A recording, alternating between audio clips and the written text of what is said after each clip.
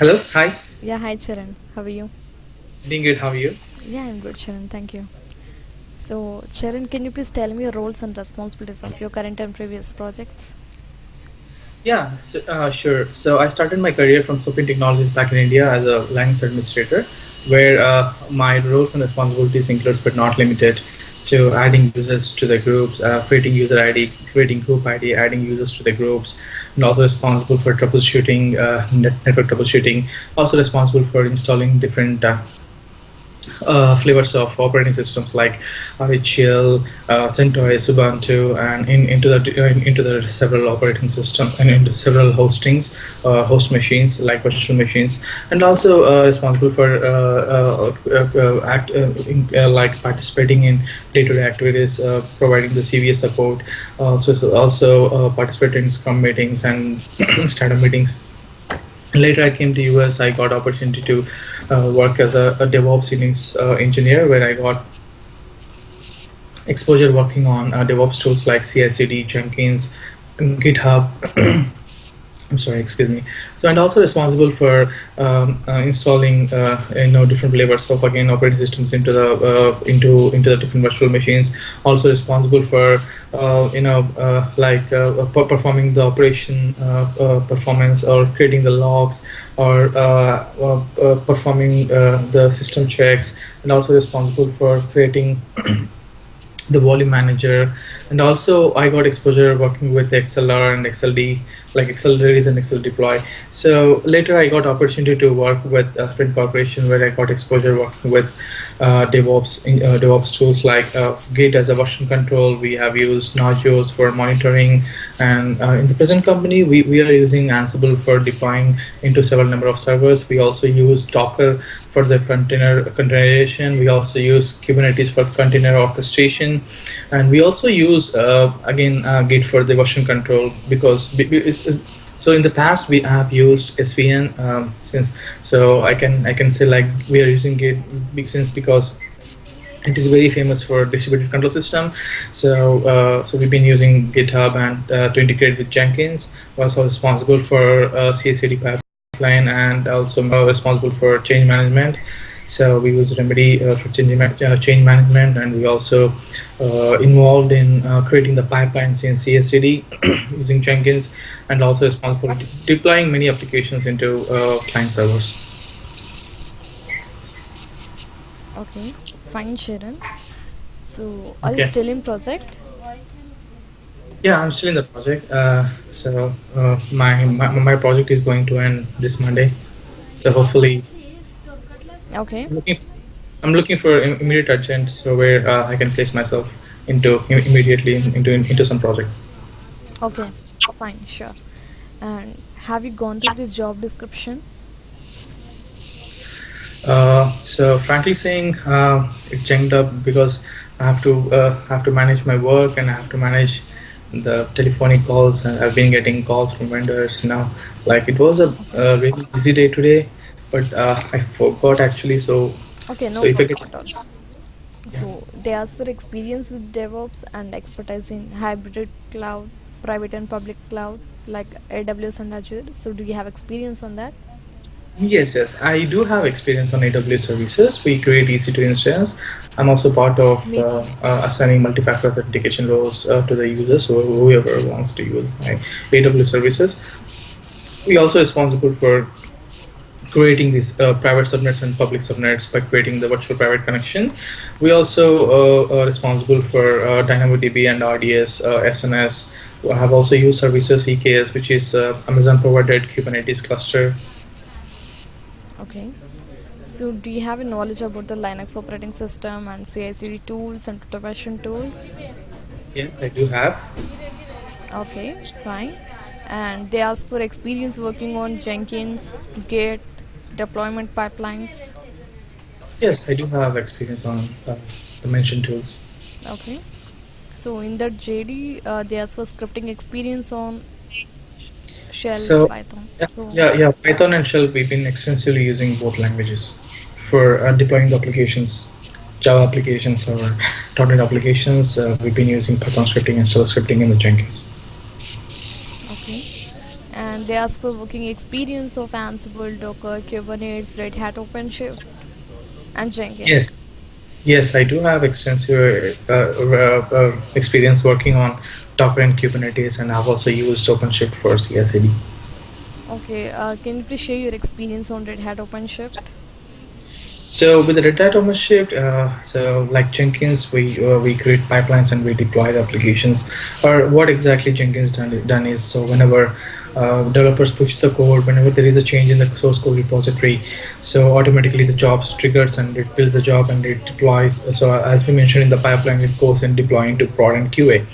So with the OpenShift also we will be doing the same thing, and the user interface is different. I have also used with OpenShift with config map. I've also deployed applications using OpenShift CLI, where we have created several number of pods and containers, deployed containers into into the pods that we have created in OpenShift CLI. We also integrated AWS and OpenShift, so we can create the instances and we can have the load balancing of those instances whenever the demand required. Okay. So, Sharon, do you have any knowledge on monitoring and logging tools? Yes, we use Node.js for monitoring tools, and we also use App Dynamics. Okay. So, they ask for Prometheus, Grafana. Yeah, I've also used Prometheus and also used Grafana in my Sprint corporation, and mostly we use Node.js for monitoring tools. So basically, what it happens, so it's a user interface difference, but well, performance wise or using the tools or all will be same. Okay. So, finally, Sharon, what is your total IT experience? So I have 8 years of experience. As a Okay. Linux engineer, I have 4 years of experience, and as a DevOps engineer, I have 4 years of experience. 4 years. Okay. Fine. So, Charan, I'm going to ask a few questions regarding your technical skills. Okay. So, before that, do you have a idea and experience about the agile? Yeah, I was also responsible for part and yeah, part of agile methodology. So in the past we used agile methodology. So and I've used DevOps tools. So as a agile technology only, because whatever the agile technology follows, DevOps technology also follows, and there is some major differences between them. Okay. Tell me the differences between the DevOps and agile. I can say, okay, so in agile methodology, so we have a QA and we have a prod and we have a test and we have a UAT and we have a dev. So these teams they work continuously. I can say, actually, it refers to the iterative approach, I can say, mostly where it practices bringing the development, and also in runtimes, we together all the teams in a place where they can discuss about the project, and where the code analysis are occurring, and whenever the code is going to deploy, so there will be a meetings, and before code is deployed, we have to discuss and we have to get permissions from each and every environment. Where in DevOps, so you'll be continuously integrated and continuously deployed the applications, where you have continuous connection with UAT, with prod, with QA, and with test, where we have also have some meetings before getting the code to be deployed. If we have any troubleshoots or if we have anything, then we go and solve them. Okay. So, the Fine, Sharon. Okay. So, why do we need for DevOps? okay. So in order to have a continuity between dev and the ops guys, so the DevOps tools comes into picture. So in the olden days, what happens? So there used to be have a separate team, and so once the developer develops the code, then only he will go and deploy the code. So once the testing team is said okay to go, otherwise they cannot have perform they cannot create another versions of code.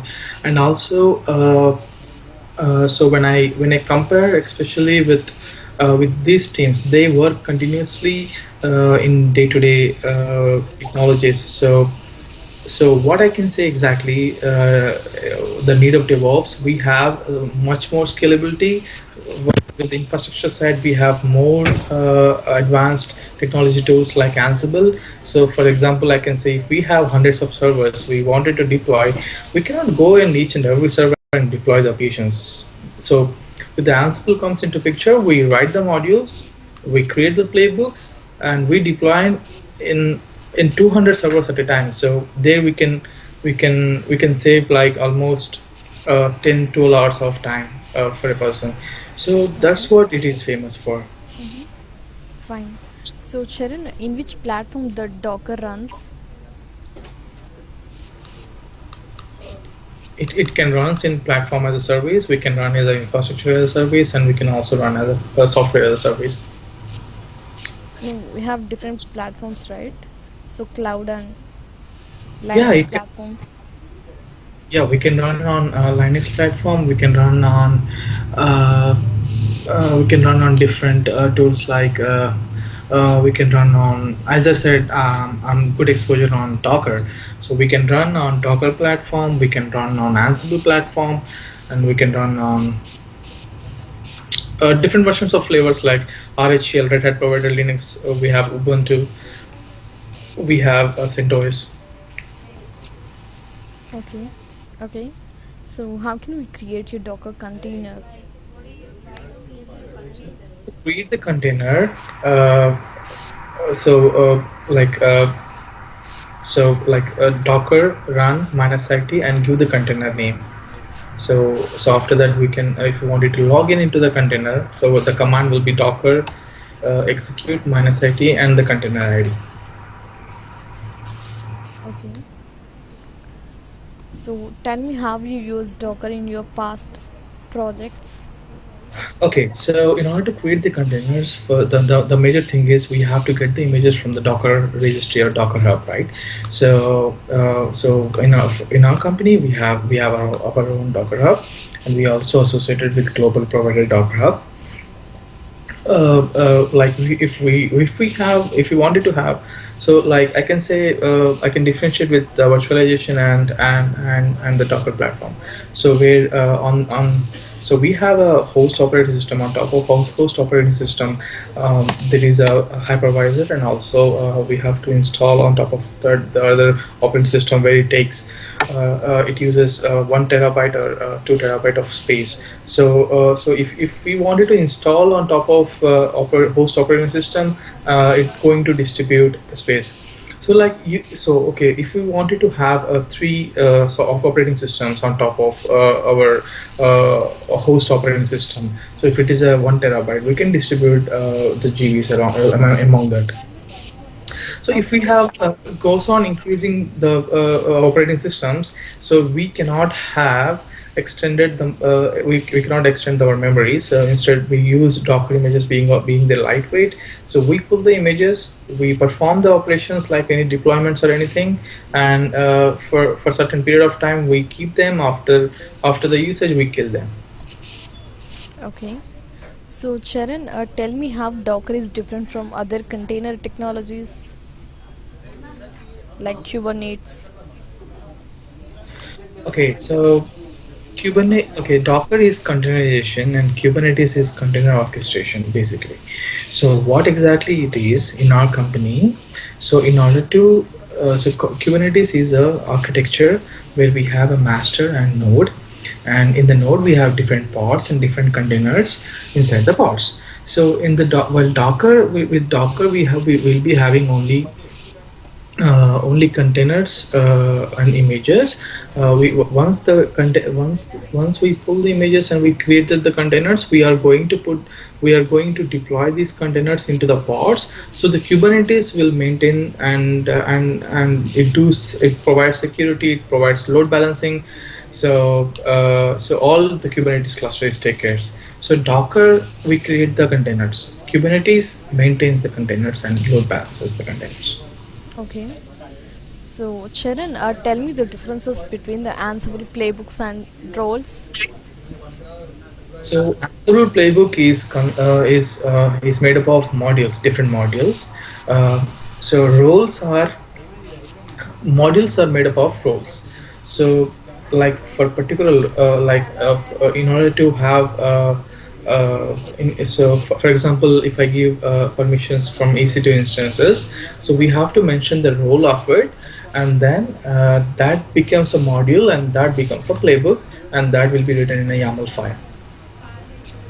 Okay, can you give an example of both playbook and Ansible? Sorry, playbook and role. Uh, so okay, so I can say, so as I said, playbook is nothing but executing the YAML file. So YAML file consists of different modules. So in the modules are nothing but different roles we specify in that. So for example, if I can say Node.js server, we have Apache Tomcat, we have Nginx servers. These are all the roles we mention in the modules. Okay. So tell me, what is the use of Ansible? So with Ansible, there is a provision called Ansible Vault where we can store our encrypted and decrypted passwords. We have a Ansible inventory where we can specify all the roles and all the tasks that we have. And with Ansible, so basically what Ansible is, so why it comes into picture. So in order to deploy our applications in hundreds of servers at a time with the client servers, we have our Ansible, and with Ansible, I can say it is a agentless, and it is a SSH protocol, and it is a push mechanism. So that's the reason it got famous. Okay. So Charan, tell me, how can you clone a Git repository via Jenkins? Yeah, so in order to have a Git repository, first in Jenkins, we have to go to the source code management, where you can mention the GitHub URL. Once you mention the GitHub URL, so we have to perform a different task. Um, we have to perform the different task. We have to execute the shell by providing like particular cron jobs, or cleaning up the Docker containers, or executing the Docker containers, whatever the job is. So once it is done, you click on save. So that integrates GitHub and Jenkins. Okay. Fine. So which command we use in that?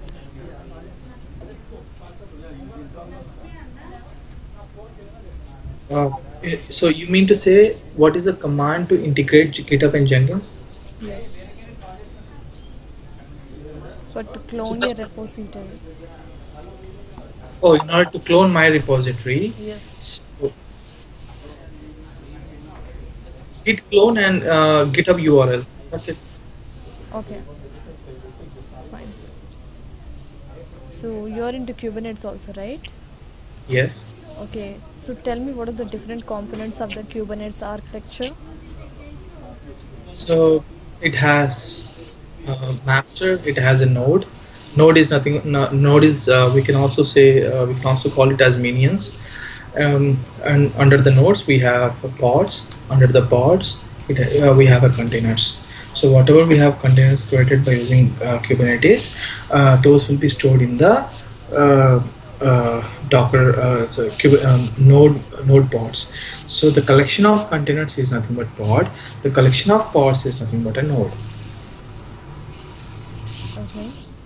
So tell me the differences between the Kubernetes and Docker Swarm. Yes, with Docker Swarm, autoscaling is not possible. With Kubernetes, autoscaling is possible.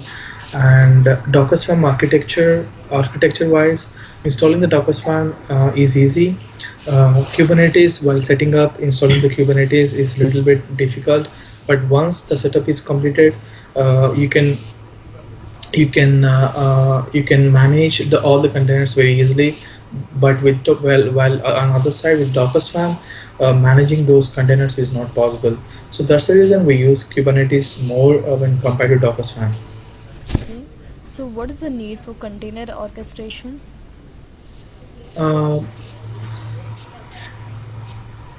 okay, so that's what I said previously. So as I said, we have when I compare with virtualization and the Docker architecture, we have an operating system, and we on top of that we have a hypervisor, right? So on top of it, we have to download the operating system, and we can place our apps, our libraries into that. So it will be taking a lot of space, and we cannot scale up. So at particular time we cannot scale up. So if you go on increasing deploying the applications, you have to have a bigger memory or bigger insights more than what we have. So in order to have that, the container orchestration comes into picture. Okay. So you're into also OpenShift Red Hat, right? Yes, I have used OpenShift Red Hat. Okay. So tell me, explain about the OpenShift CLI. Yeah, the OpenShift CLI, it provides you to manage the pods. It provides you to manage the projects, whatever you mentioned, whatever you deployed in Ansible pods. So once your pods are created, you can monitor them. There is a monitoring tool also. So we have a config map where we can resource these projects. So I have a limited I got limited exposure on OpenShift. Mostly we use for CI/CD we use Jenkins, but in but my with my so in the same company, I had a previous project in the same company, so I got exposure on OpenShift. So the my main task is under CLI we use we deploy the pods, and we make sure the pods are up and running. Okay. Final question, Sharon. Yes. So what is the best way to make content reusable in Ansible? What is the best way? I'm sorry, could you please come again? What is the best way to make a content reusable or redistributable?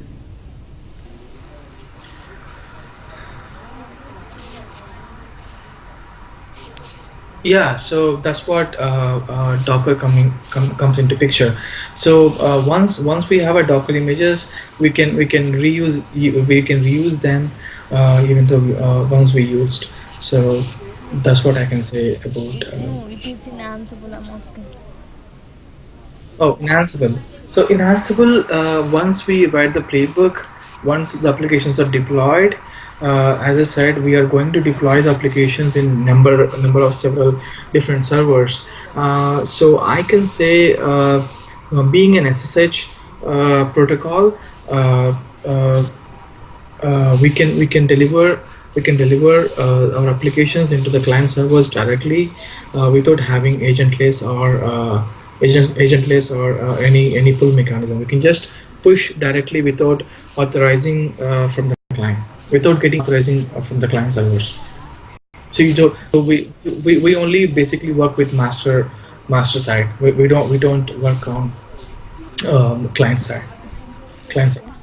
So, Sharon, are you willing to relocate Jacksonville, Florida? Yeah, I'm looking to relocate for Jacksonville, Florida, definitely. Okay. And what is your visa status? Yeah, I'm on H1B. Okay. Fine, Sharon. It's nice talking to you. Thanks for your time. I've submitted Okay. your profile to the client, and your recruiter will let you know all the details. Okay, sure. Thank Thank you. you. Have a good day. Thank you. You too. Bye.